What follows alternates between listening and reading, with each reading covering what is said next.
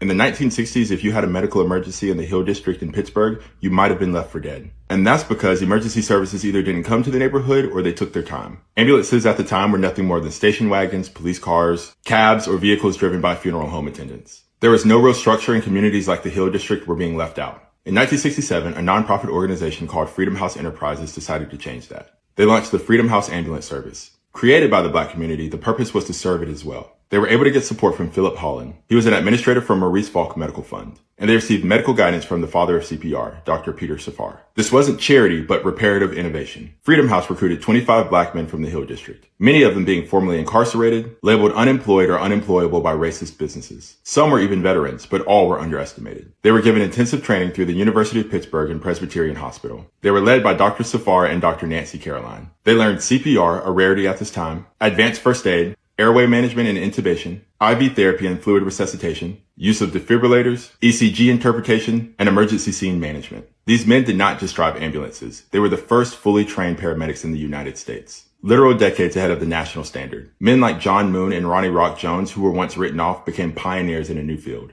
Freedom House was the most advanced mobile medical service in the country. Its ambulances carried oxygen, defibrillators, suction equipment, and EKGs, tools that even some hospitals didn't have on hand at the time. Within a year, they responded to over 5,800 calls. They transported over 4,600 patients and saved over 200 lives that year, all while primarily serving underserved Black communities. Dr. Safar found that Freedom House had better success rates than the emergency rooms. Their training and response times outpaced the norm. Their success was met by hateful people. A constant barrage of opposition came from city officials, white residents, and hospital administrators. They refused to believe and acknowledge that Freedom House and the men that served it were competent. They were excluded from citywide medical decision-making. In 1975, under the guise of unification, Freedom House was disbanded. Pittsburgh launched their Bureau of EMS. Few Freedom House paramedics were even allowed to join. This is after they went through the training of the systems that they created. They were cut away from their own legacy. Dr. Caroline did find a way to honor them. She wrote the National Paramedic Textbook, and what was developed through Freedom House became a nationwide standard. In 2021, Freedom House 2.0 was launched,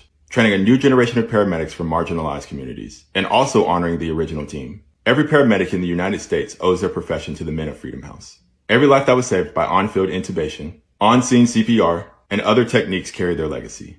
This isn't just EMS history, it's American history, and history that we should know.